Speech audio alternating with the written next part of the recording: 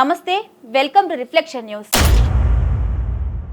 మహారాష్ట్ర ఎన్నికల ఫలితాలకు ముందు శివసేన యూబీటీ నాయకుడు సంజయ్ రౌత్ చేసిన వ్యాఖ్యలు అన్నీ ఇన్ని కావు.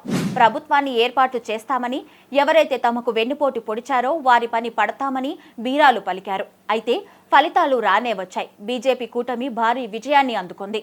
తాము ఓడిపోతున్నామని ముందే పసిగట్టిన సంజయ్ రౌత్ ఏదో తేడా జరిగిందంటూ సంచలన ఆరోపణలు చేశారు. అధికార మహాయుతి కూటమి ఎన్నికల ఫలితాలను తారుమారు చేసిందని సంజయ్ రౌత్ ఆరోపించారు.